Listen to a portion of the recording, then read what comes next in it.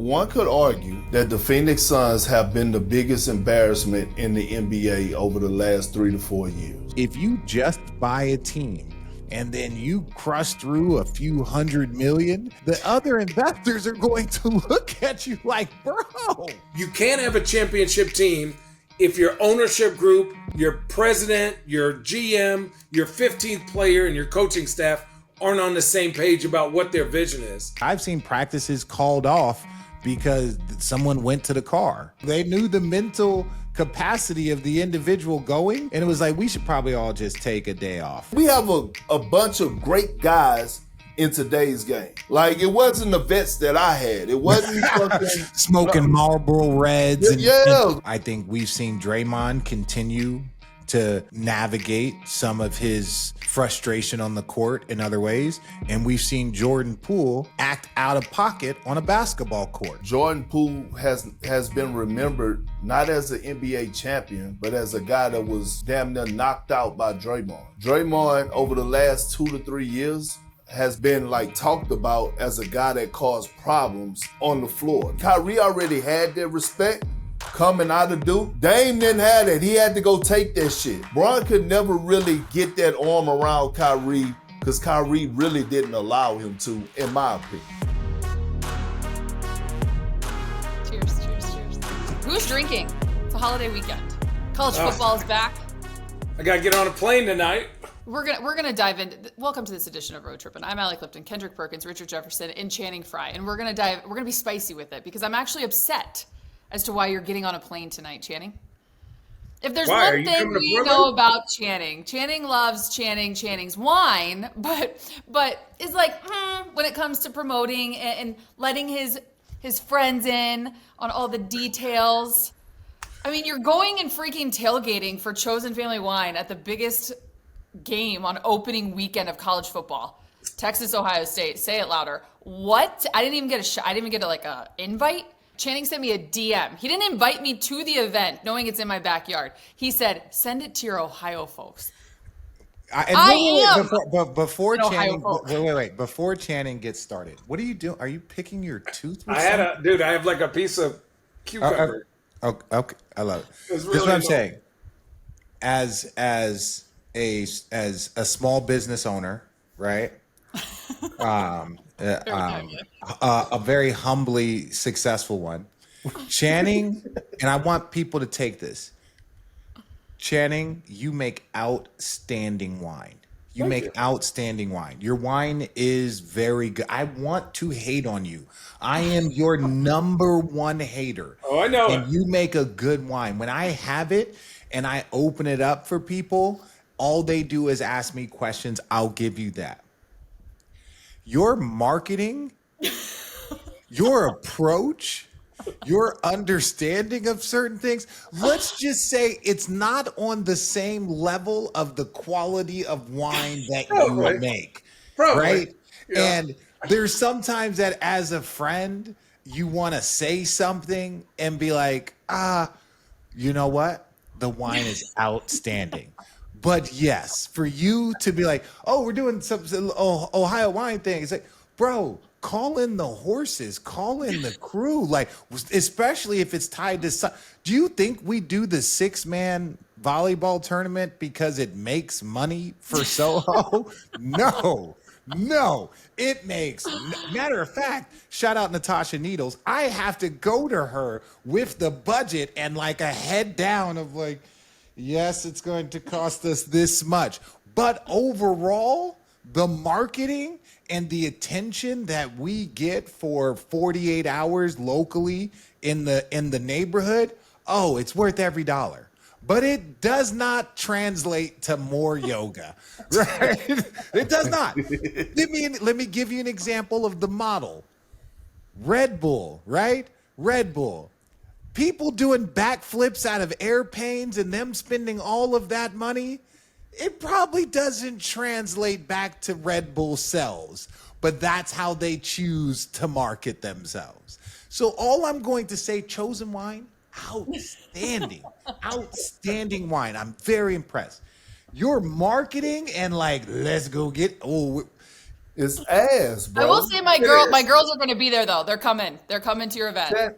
It's You know, ass. All you gotta do is a couple story posts a day, like you sipping something every day. Your IG story should be flooded. You're not a chosen wine behind them. First of all, road tripping audience. We're telling on Channing.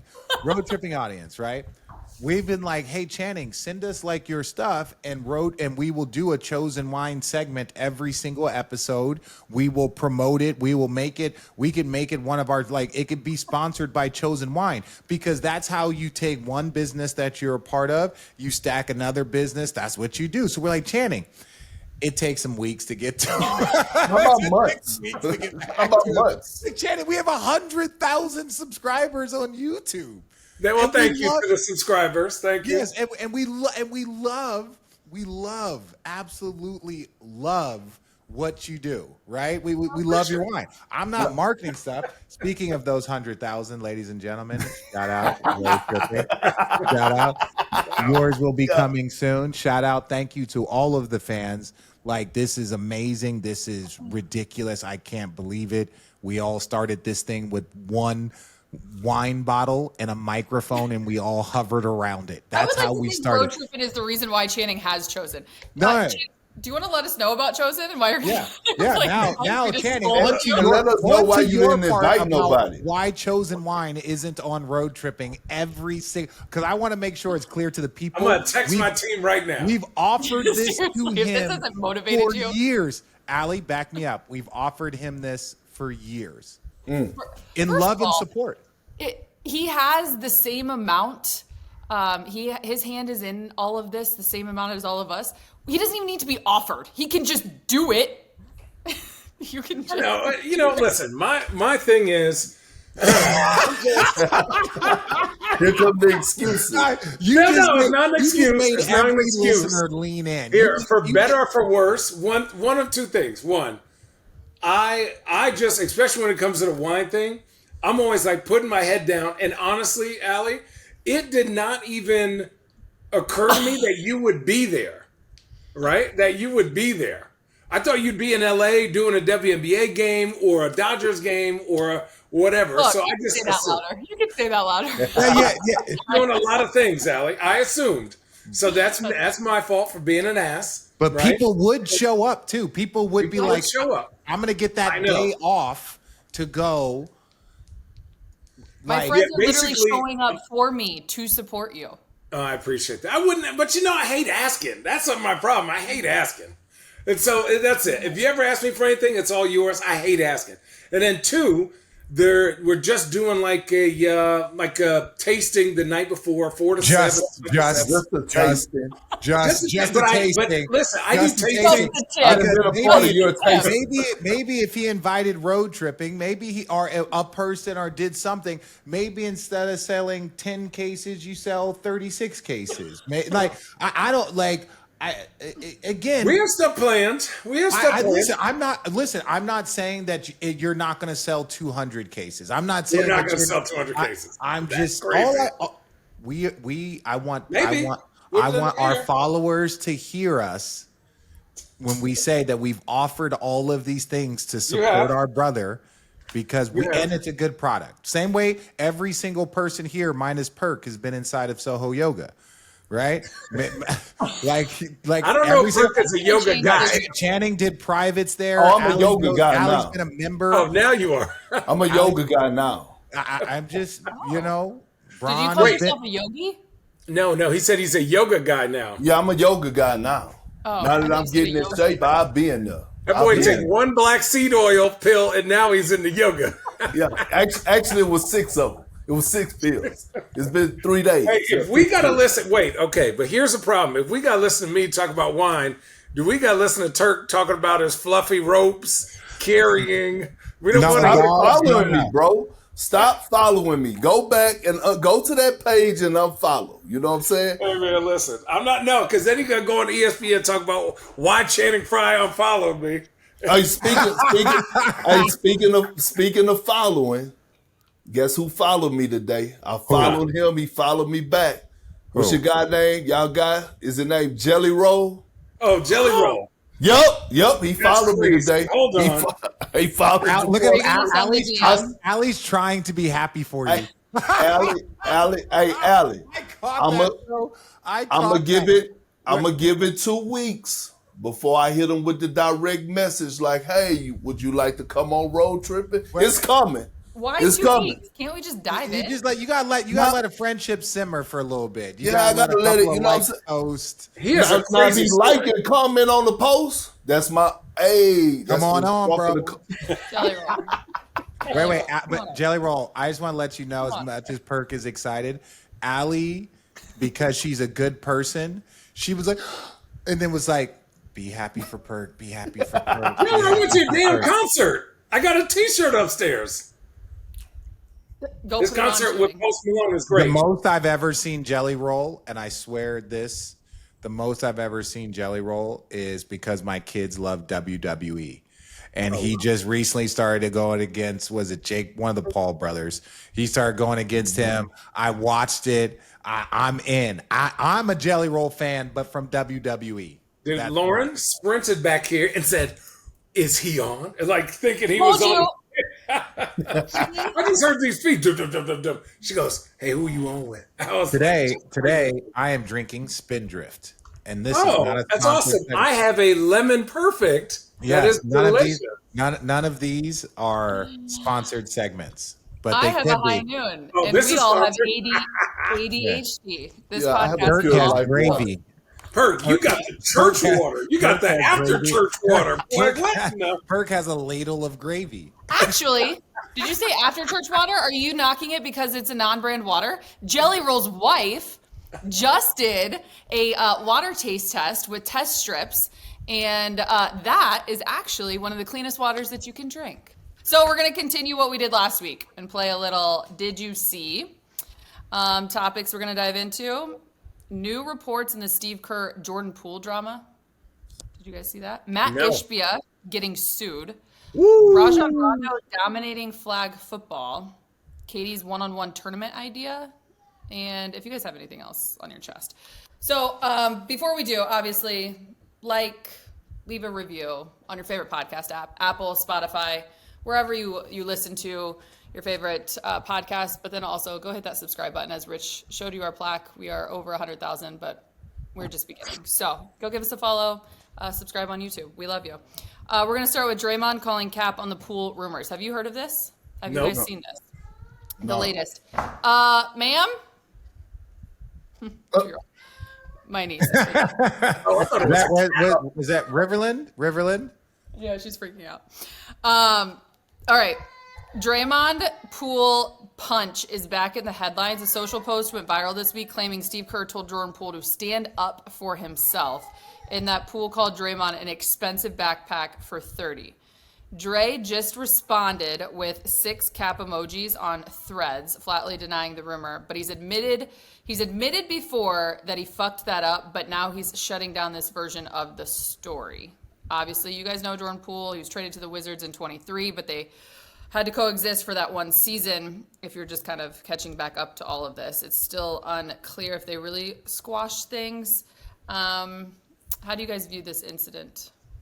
I mean, they don't got to squash shit anymore. They're not on the same team. So it is what it is. This is what I would say personally is that this is 2-3 years removed. So we haven't heard much from Jordan Poole about the situation. When Draymond first, we heard from Draymond, but everybody's got their own version of the story, and then there's the truth, right? Everybody's got their own version. And you're no longer teammates. You were champions together. I think we've seen Draymond continue to navigate some of his frustration on the court in other ways. And we've seen Jordan Poole act out of pocket on a basketball court. That should be checked, even when he's with the Wizards. Some of the things that he was doing on the court and his behavior is the behavior of a basketball player that needs to be checked, right? Talented player, NBA champion, no question. Now, do you have an example of that? No, but I'm Somebody's gonna saying say, well, on the Wizards, we've seen some of the shots, some of the fuckery, some of the attitude. We've seen that.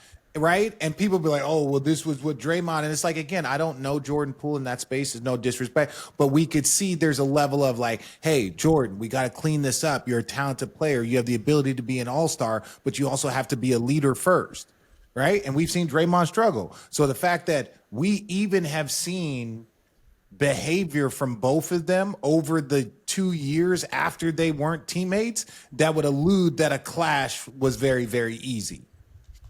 So I don't know what the truth is. They both are going to have different versions. So that's the end of what I have about the entirety of the story. I mean, at the end of the day, it's this. You said something. He didn't like you. He wanted an excuse. He punched you in your face. And then y'all squashed the beef for a year and they kept him and moved on from you. And you got your bag. You went to the Wizards. And like Richard said, we as people who watch basketball didn't think you took it as seriously as you should. And now you're somewhere else. And so Draymond's still in and obviously, yes, he's working on his anger issues at times. But the facts are, you said something to him behind closed doors during a practice, and he hauled off and hit you. And you didn't get your lick back. And I'd be a little upset too. The world we live in. It's the world we live in. This is the time that we live in. Like, You got them feet hot. no, but think about it. Think about it. Over the last like 2 to 3 years, right? Jordan Poole has been remembered not as an NBA champion, but as a guy that was damn near knocked out by Draymond. Draymond, over the last 2 to 3 years, has been remembered or been like talked about as a guy that caused problems on the floor. Not a 4-time NBA champion, not a former defensive player of the year, not a guy, Richard, what you call him, like the greatest defensive I think he's the most important defender of this generation. Right. So we may talk about it, but society knows him as a guy that has been a troublemaker on the floor, got into altercations, and it's sad because I don't believe that like Jordan Poole would never live this down. And not for us, we know what Jordan Poole was capable of. We know how important he was to that championship team. I think he's going to do well with the Pelicans this year. I really do. I think he's going to be okay. I think a new scenery.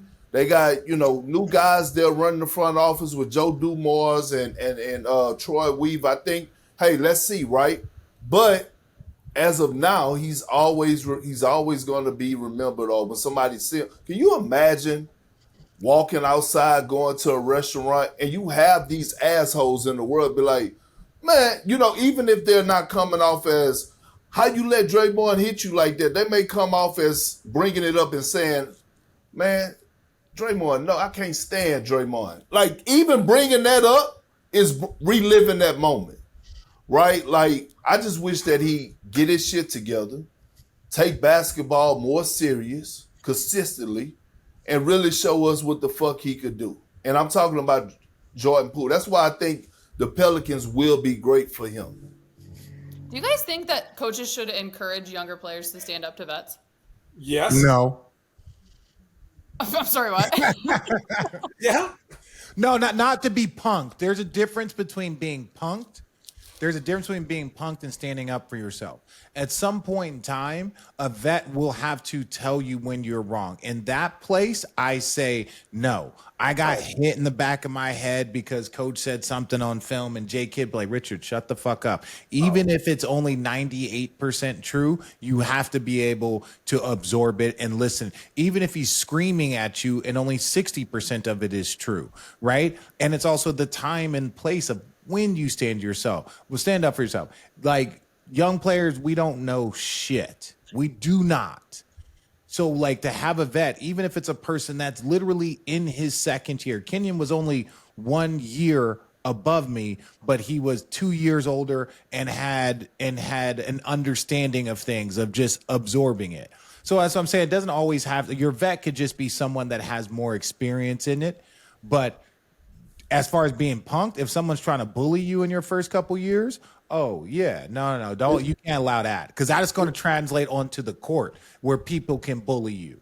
It's two things. One, right? It's two things. One, it depends on who the vet is. Yes. Right? Now, if it's a franchise vet, you better leave that shit alone. Right? Like, if it's a franchise vet, yeah, you got to watch what you say, and sometimes you just got to take one on the chin. 2, it depends on who the young guy is.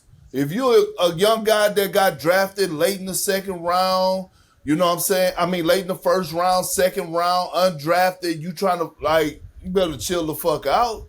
You gotta take all that, whatever it may be. You know what I'm saying? Now, I ain't saying overboard or not sticking up for yourself as a man, because we don't really we don't hear about these shit. Like, guys are not fighting in the locker room like that no more. Like, since the Draymond Green altercation, we haven't heard anything about guys getting into a scuffle. Now, you may have some shoving matches and, all right, hold me back. They holding you back, but you really don't want to get loose to go swing them hands. Like, they have that shit at practice, and you go get into arguments. But guys are not fucking throwing punches. Like, we have a bunch of great guys in today's game. Like, it wasn't the vets that I had. It wasn't fucking smoking Marlboro Reds and cigarettes. Newport shorts and you know, Eric Williams and Walter McCarty. Let me actually ask you this, because you say it's not happening in today's game. Obviously, you guys aren't playing in today's game. So the time when you guys did play, was there ever a story that ended up spiraling years later or got brought back up? All of them. Every story spirals. I've heard stories about Bison Dele. And I just, but I think the more and more players that enter into the conversation and podcasts and on telling stories, you're going to hear 9 different versions and iterations of every story from 5 different viewpoints. So you don't know, there's always a certain truth to them.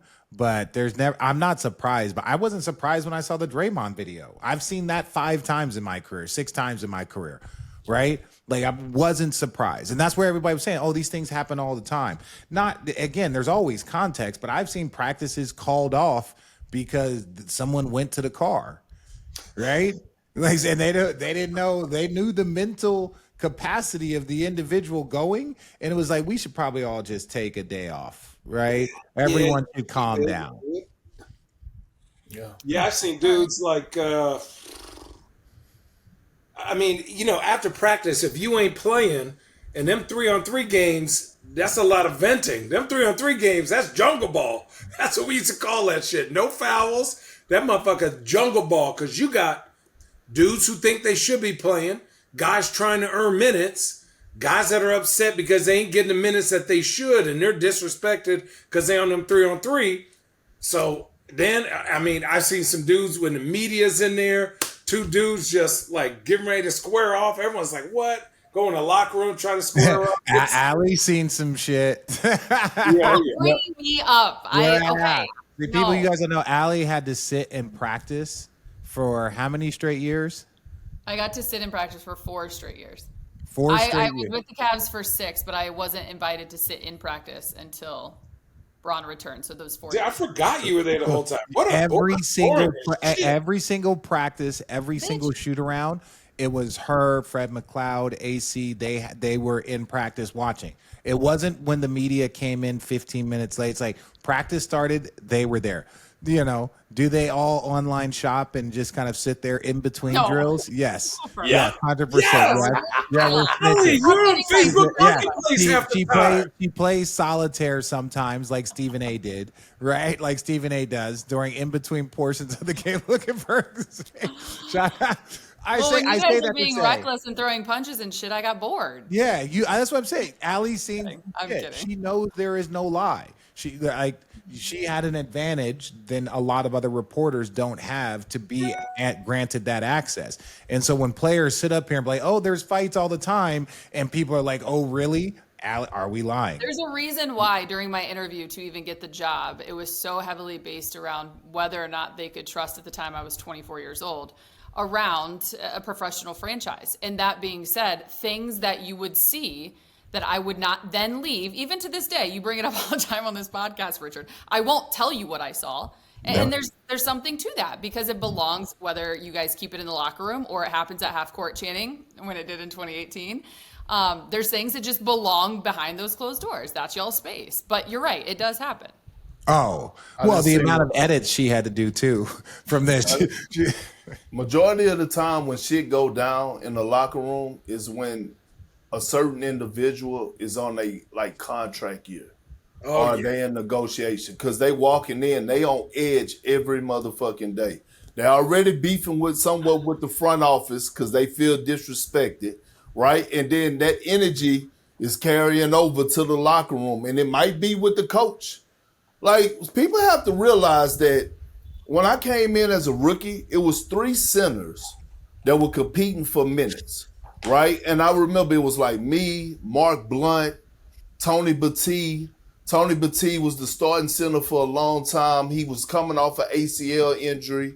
And I remember we had old school Jim O'Brien. Y'all remember Jim O'Brien? Yeah. He was like old school. I had an old-ass coaching staff. Yeah, we knocked him out of the playoffs the first 2 years. But Jim O'Brien was a motherfucker, right? So I remember my first time I was at practice as a rookie, and Tony Battie coming back off an ACL injury. You know, like some days you may practice or you may not go the second part of training camp. That's when they got it easy now. Our training camp was 2 hours from 11 to 1, then 6 to 8:30 or some shit. Contacting both. Contacting I had Larry Brown. We had to call the NBA on him. And I remember 6 hours, Perk. I'm telling you. 6 hours. Hey, they said, all vets said, no, that's not in the CBA. Get his ass on the NBA on him. I'm telling you, I remember when Tony Battie set out and Jim O'Brien was like, hey, T-Bag, that's what they call him. Hey. T-Bag? Huh? They called him T-Bag? No, fool. T-Bat. His name Tony Battie. T-Bag. I thought you said bag too. I was like, man, you can't have a name called T-Bag. Right, so he's like, hey, T-Bag, you go practice it? You go practice today? So I guess it offended T-Bag. Mind I tell you that Tony Battie and Mark Blunt competing for minutes. Jim O'Brien really fucking with Mark Blunt harder than he's fucking with Tony Battie.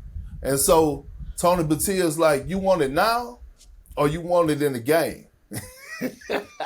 Jim O'Brien was like, I ain't getting it in either, so I don't really give a fuck. Oh my God. And that, ladies and gentlemen, was the end of Tony Battie. No, you just got it. No, think about it. For all the stories that you guys hear at home and we enjoy telling them, 40% of the stories we cannot tell. No, and more than that. And I say 40% from a standpoint of just pure basketball space, like of a basketball space that like we can't tell. But enough of that. Let's keep going. Speaking of the possible end, I will. Just kidding. That's not what's going to happen. But I'm coming to you with this, Channing, to start because you put it on the text chain. The Phoenix Suns. They just got hit with a lawsuit from 2 of their minority owners. They're accusing Matt Ishbia, who's the majority owner, of mismanagement, side deals, and retaliation. What's so funny? They say they've been denied transparency into how the team is run. It's a franchise that's had 4 coaches in 4 years, tried, of course, the Durant-Beal situation, and hasn't won a playoff game in 2 seasons. Your reaction first, Channing, when you found out that it actually was real. First and foremost, I am a Phoenician. I am a Phoenix Suns fan, and I am on a text chain with a bunch of other Phoenix Suns fans, and it's disappointing, right? It's disappointing that this turmoil hasn't settled itself down. You would think, okay, you moved on from KD, you moved on from Bradley Beal. Now we can start to get some things going. I do like the guys that they're drafting and trying to build around. Devin Booker is going to get a freaking statue in front. And then there's always something like happening that has nothing to do with basketball. Like we as Phoenix Suns fans, I remember when I was there back in 2014, we were the 5th winningest team ever in the history of the NBA. So it's not like the Suns don't win. And then since then, I think they've gone down to like 9 or 10 because of how many years they've been bad. And then they had those 2 good years with Chris Paul, 2 or 3 good years, and they blew it up. But for me,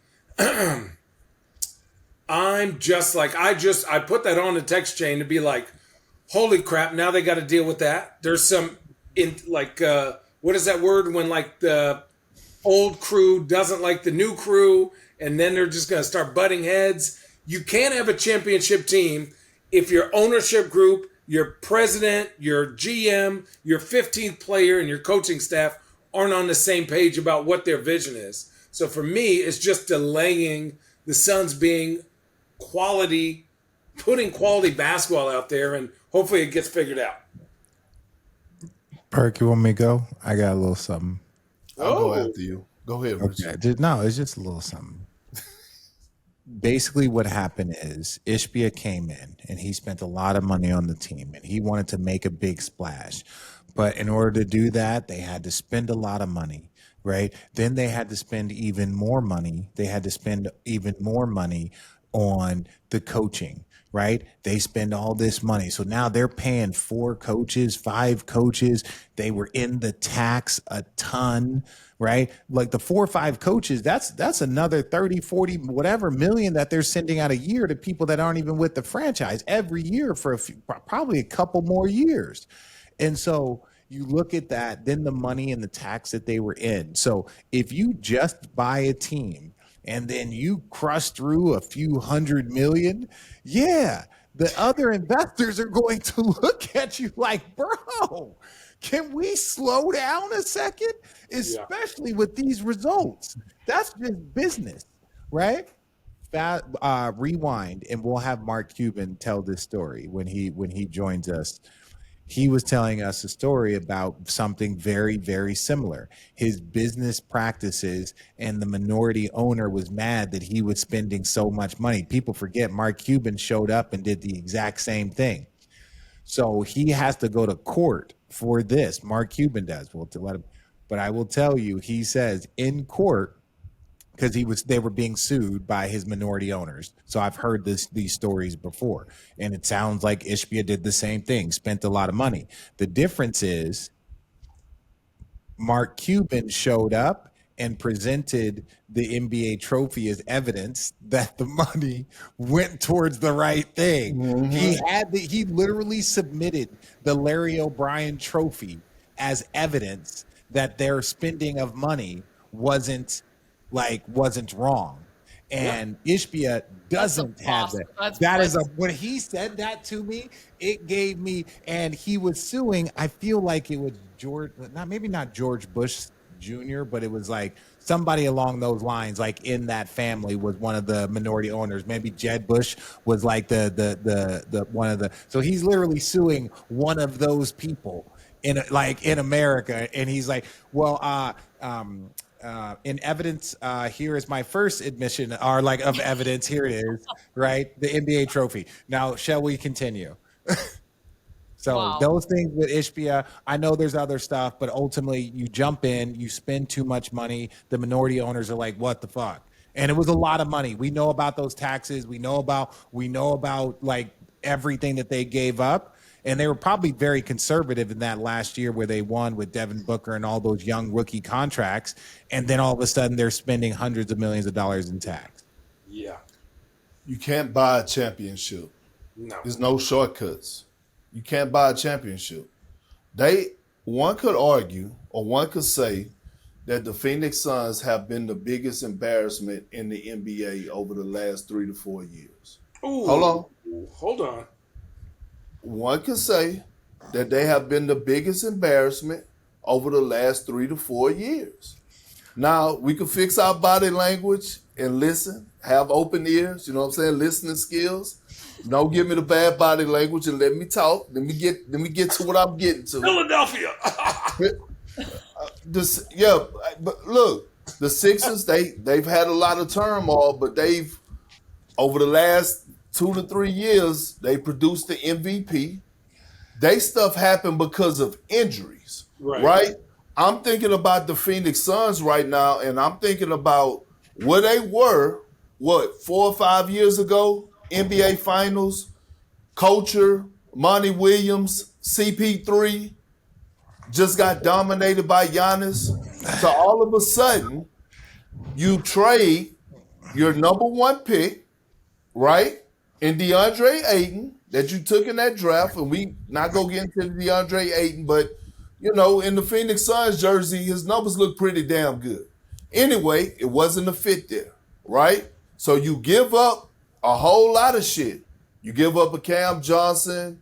You give up Mikal Bridges. You give up a lot of fucking draft picks to get who? KD and Bradley Beal.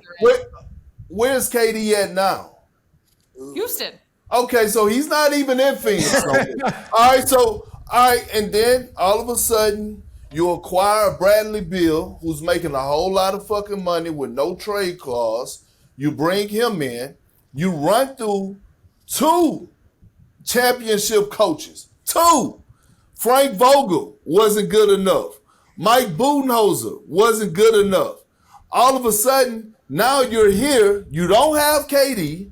You get back Jalen Green and Dylan Brooks. Not knocking them. Both good players for what they do, right? And you're stuck with being in this middle place that we all talk about you don't want to be at, somewhat like the Chicago Bulls, because the Phoenix Suns are going to be a team that's going to be knocking at the door of being in the play-in tournament or in the play-in tournament. I have them like 11 or 12. That's another discussion. Now, all of a sudden, with all that, you're dealing with shit that don't even have to do with basketball, right? You get rid of James Jones, who's our guy, love Champ to death. Now Champ is working for the Players Association. What is he? Took Joe Dumars. Yeah, took Joe Dumars' spot, right? Mm-hmm. So now you all of a sudden in this rebuild because you didn't have nothing to show about why you went got Kevin Durant, why Bradley Beal is still there saying that he don't want to be traded. So now you got to deal with those dollars. One could argue that they have been the biggest embarrassment in the NBA the last 3 to 4 years. Embarrassment is a harsh word. I think disappointing. I think, and all the things that overzealous, right? Especially with a new ownership. Over what? What was that word? Overzealous. What that mean? It's like when somebody orders an old menu knowing they only eat doing too much. It means that they were doing too much. He took over. He tried to buy overzealous. It means he tried to buy. I'm gonna add that to my vocabulary. Yeah, add it. Yeah. It's 2 words. 2 words. Wow. Oh my. What? God. I'm saying overzealous is like I just want to make sure it's not like oversized. I think you picked up on that. Overeating. Oversized. You know what I'm saying? Whatever. Do you want to finish your thought? No. Oh my. No. That was it. No, Richard. I got no thoughts. And then he got caught up in oversized and overeating. That was funny. Okay, we're moving on. Did you guys see Gilbert Arenas on the Dame versus Kyrie? Market size matters. Gil just said if Damian Lillard played in a bigger market, we wouldn't even be having the Dame versus Kyrie debate. He says Kyrie, a 3-time All-NBA, Dame 7-time All-NBA. That means Dame was a top 3 guard for 7 years. Does market size still determine how we rank players? Yes, Still 100%. Yes. Determine? Yeah, and it forever will. It will forever. You see it in other sports. It's not just ours, right? In football, in baseball, you see it. Like it does not matter. Market size will dictate a person's elevation, at least attention. To get that attention in a smaller market, like a LeBron, maybe like a Kevin Durant, you have to be MVP so good that you jump like markets into like the international or into the main market because you're so talented. But if you're talking about players, if those are 10 players, if you're talking about players that are ranked 7, 8, 9 within that, right? Like if you're 7, 8, 9 quality of a player, your market matters. I wouldn't say it changes your money. I don't necessarily think it changes your money. Like if you go to New York, you're going to make more money than if you play in OKC. I don't think that is as big as people think. There's more opportunities. There's more. But if you're talking about Shay's not like if Shay was in, playing in Chicago, like he might make a percentage more, but he's making, $80 million a year. Now you combine that percentage is not, but he can make all of that in OKC. But does it from your attention? It forever will. Forever. I think one thing we're not taking into consideration is college basketball and where they go. Like, you look at Cooper Flagg's popularity. Yes, he's good, but if he had gone to a lower D1 school and not Duke, I think it would be very different, right? You look at, think about how good like Blake Griffin or Trae Young was, or like Anthony Davis. The difference between Trae Young and obviously Blake Griffin, they went to Oklahoma. They were number one picks, but then, or not number one, but Blake was. But then you look at like AD went to Kentucky. People are used to watching those better schools. When Damian Lillard came about, he not only went to a small school, he went to a smaller market. So some of these guys who aren't as good as the smaller market guys, they just happen to go to better colleges so people get more eyes on them. So like they're used to it. Well, I was hearing about Kyrie from Grant Hill before he was even at Duke. He was telling everybody, yo, you can watch this kid. Huh? He only played a handful of games there. And do you remember we lost? Remember that that last dude game? I at remember high the school. last game. Shout out our guy Kyrie. That last game he played against Arizona.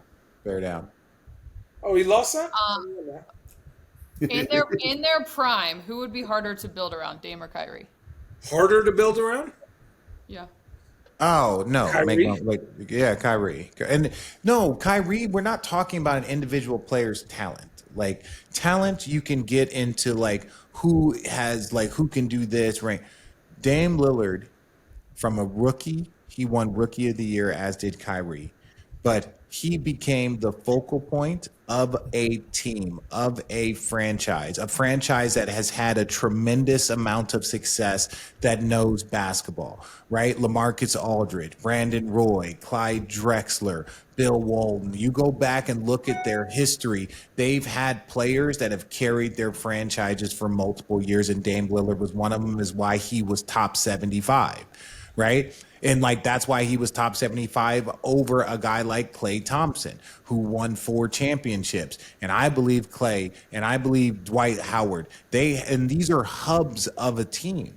They had him ranked over Dwight Howard, who went to the finals, right? Who was Defensive Player of the Year, was the best big man in the league for 7 years.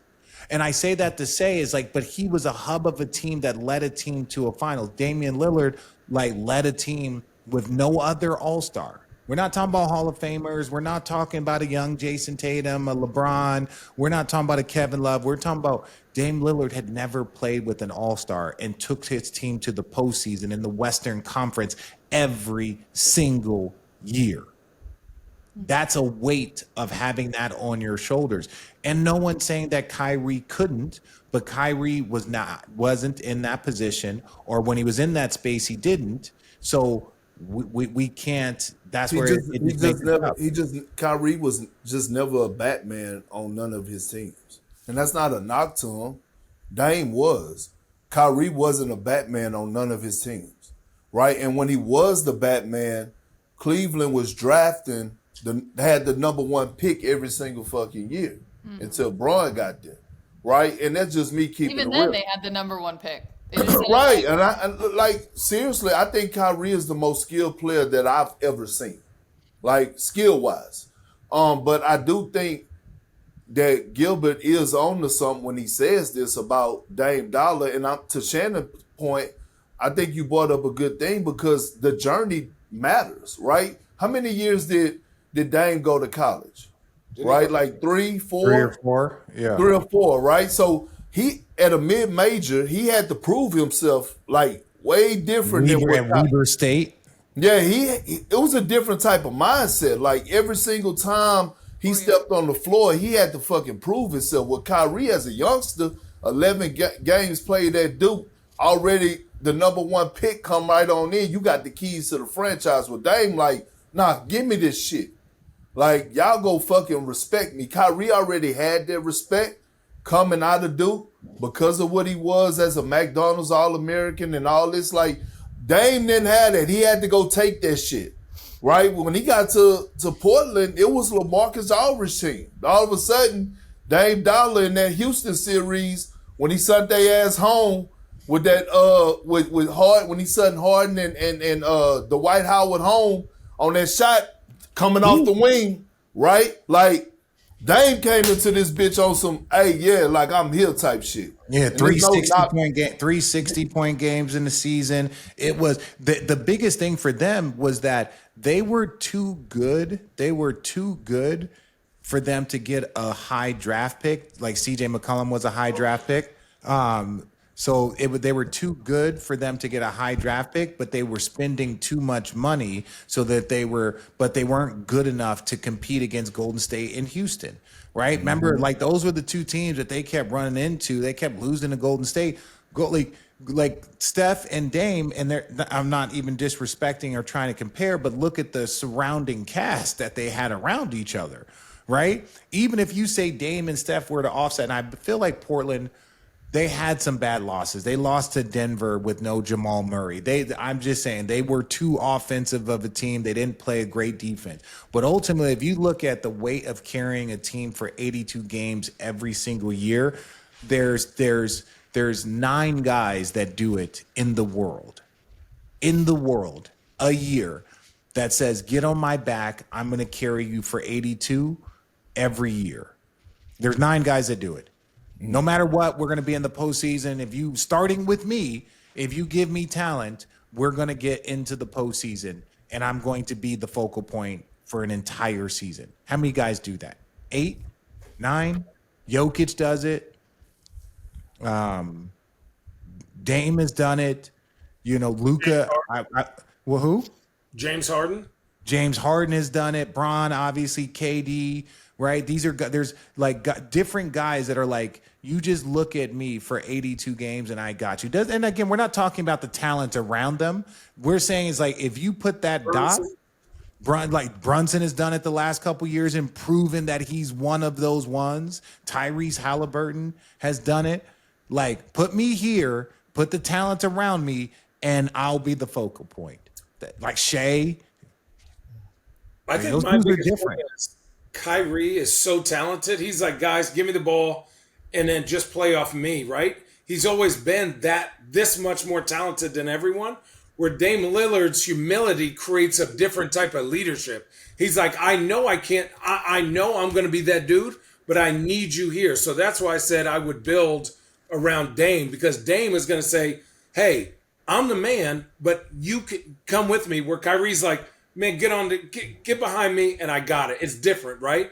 And like Dame's humility of like how he approaches the game is like, I've had to go through the trenches to get this. Not that Kyrie hasn't, but Kyrie came in and was like, yo, I'm the best player and I'm on my team and I'm 18. He was nice. This ain't even my team. I got to take this team. So that's the difference. And neither one is bad, and it just depends on what you have around them. The best version of Kyrie is when he is a moon orbiting your team. And you're going to, hey, Kyrie, you just do you. And when you're cooking, we're going to be great. Where Dame is the precipice, is the tip of the spear for us to go forward. It's just different. Yeah. I want to take a little pivot left with this just because I saw today, I don't know if you guys saw, T. Lou joined Shannon Sharp on Club Shay Shay. And he alluded to saying that Bron was crushed when Kyrie was traded from the Cavs. Do you guys remember like what you guys thought during that time? Tulu said Bron was doing an autograph signing with jerseys for his foundation. He dropped the marker and just laid back in his chair for about 10 minutes, didn't say a word, like pissed off. I was at the airport and Tulu called me, and I was like, man, fuck. I was hot. And I'm like, who's chanting? But I was like, man, like, because here's the thing, people, and then another thing he said was, hey, we would have had a chance to win 2 or 3 more. 2 or 3 of the things that happened was, if KD doesn't go to the Warriors, Harrison Barnes is still on the team. Andrew Bogut got hurt his knee. Festus Ezeli got hurt, right? So they would have had to make some real big changes to their big men about what the part is. And also, we were adding more and more guys. Kyrie's maturity was starting to to change, right? LeBron was figuring things out. Everyone was starting to get just a little bit better in that short window. Yeah, we were getting older, but we were, on the top of the mountain. And for 2 or 3 years, we would have been able to compete with those teams for a chip. So I don't know the vibe. Obviously, the vibe was different when you guys were there because y'all won it all. When I was there, right, the first time they went to the NBA Finals and I was traded, waived, and then I signed with the Cavs when David Black was the coach, Kyrie really wasn't fucking with everybody like that. Like it was a lot going on. We keeping it a buck. Kyrie wasn't really fucking with the whole team concept like that. Like I ain't see Kyrie at too many team dinners. Yeah. Just me keeping it like he wasn't at a lot of team. And Kyrie tell you actually he wasn't. was the crazy, huh? He'll tell you he wasn't. No, I know, but yeah. But what I'm saying is, Kyrie actually was my neighbor. He actually stayed across I stayed across the street from Kyrie during that stint, right? And I would see like it was Kyrie and Shump, like those two were tied to the hip, like since day one, right? And it was so I never really. Like, Braun set that tone, that different type of tone. When I got there, I was like, oh, shit.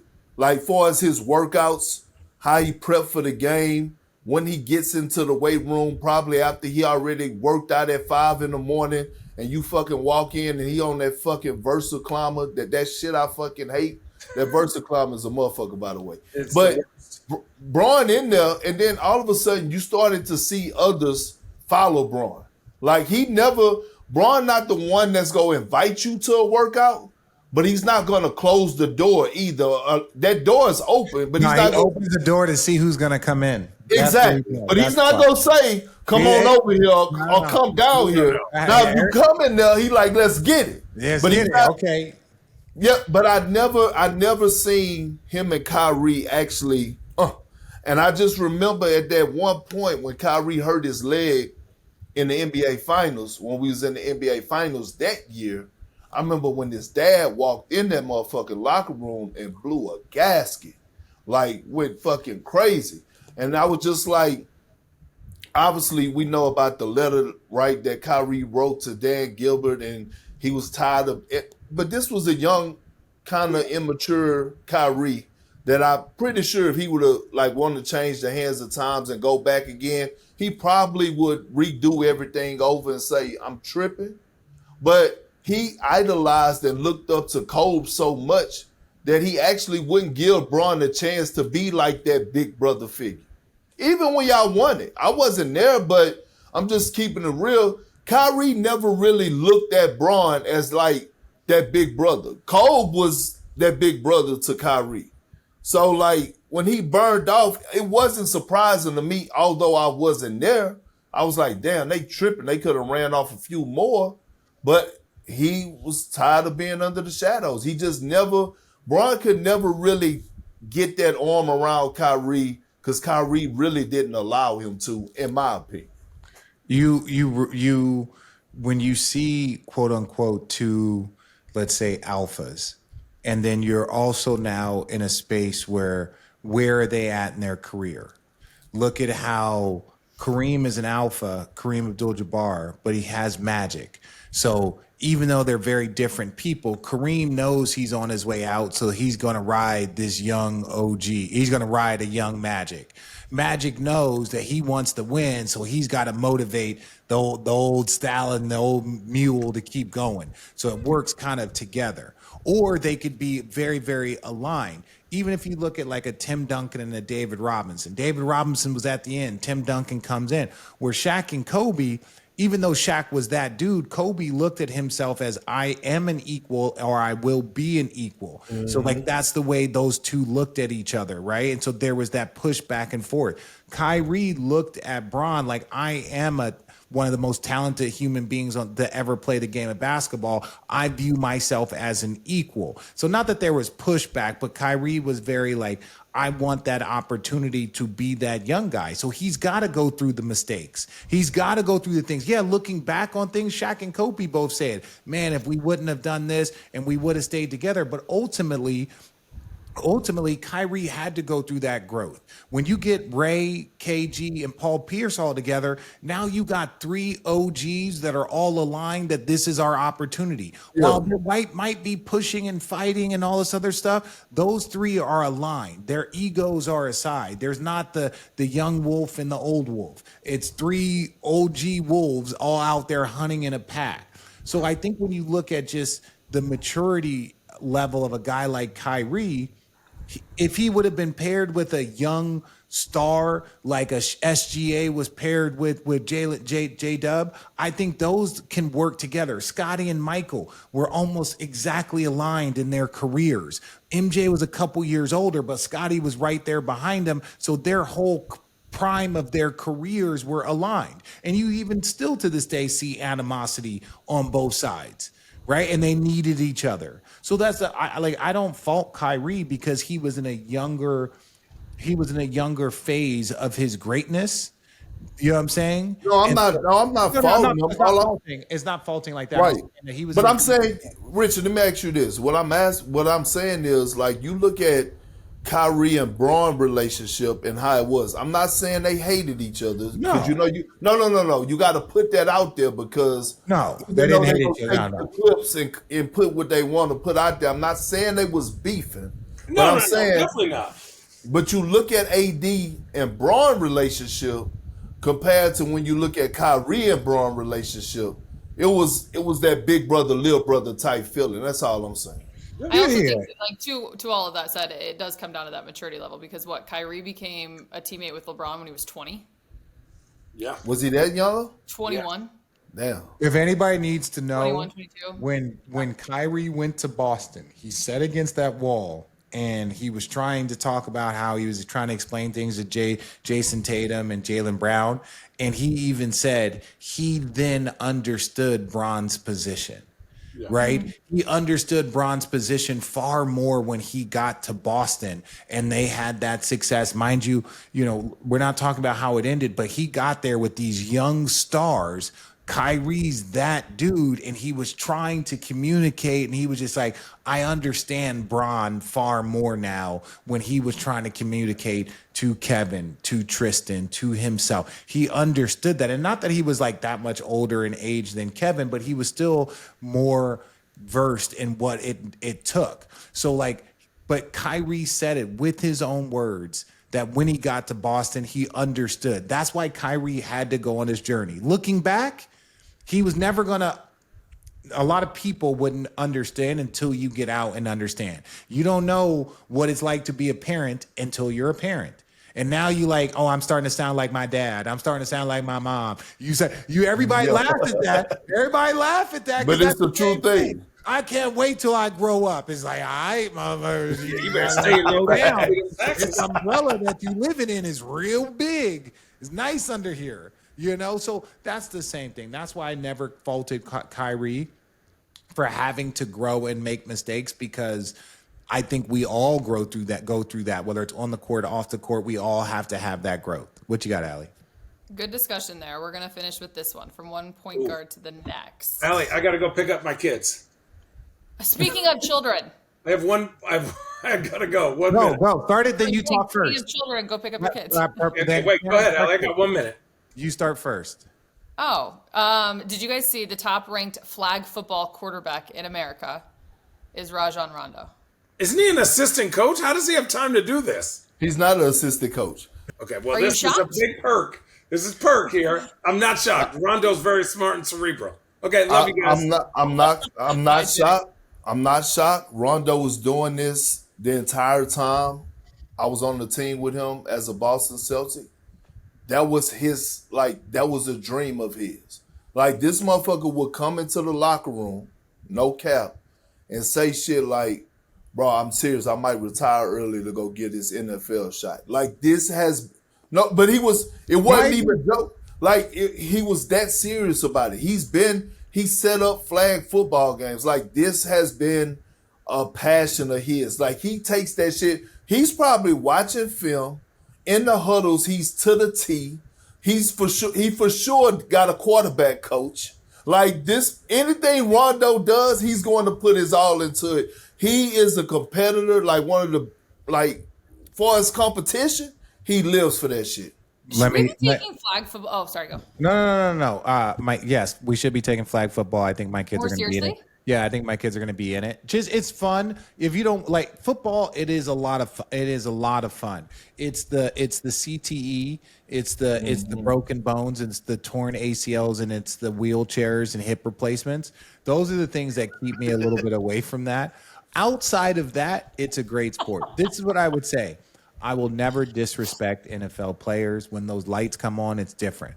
But if you were to ask me if I played with a player that studied and prepped to what I would imagine a quarterback does and has to read defenses and read offenses and do all of these things, Rondo is one of the 4 or 5 players. I would say Jason Kidd's one of them that, like, if you told me they have to go play a position that takes the ability to read and process information and communicate it, there's 4 or 5 people, Bron included, that I would put in that James Jones that you're like, oh, he's got to command a huddle, he's got to give the assignment, he's got to go out there, read the defense, look at what offense he's had, be so prepped on, is he showing blitz, is he doing that, what is their trend?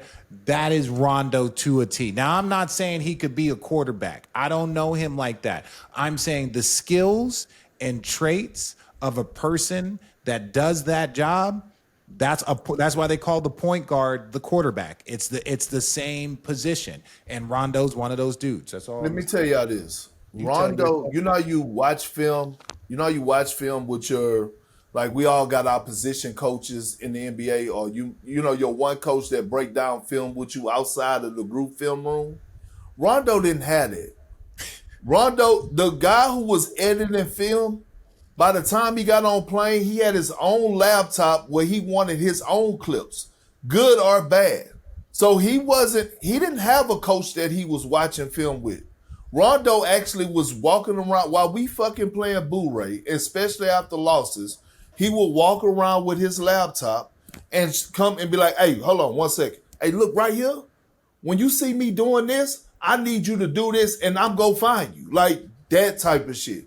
Like, him and KG, within a matter of probably training camp, they mastered the spin out loud. Like, they had so many of those where KG would fake like he run to a pick and roll. Oh, back, like, they would get 1 or 2 of those a game, but that's what he was. Even him and Ray not seeing eye to eye off the floor after a few years later, but, like, Rondo knew where to get Ray the ball at every single time. Like, they had these conversations. That's just who he is. But speaking of Rondo, I had this argument the other day. Okay? I know, Allie. I know. Rondo, his resume tells me he should be a Hall of Famer.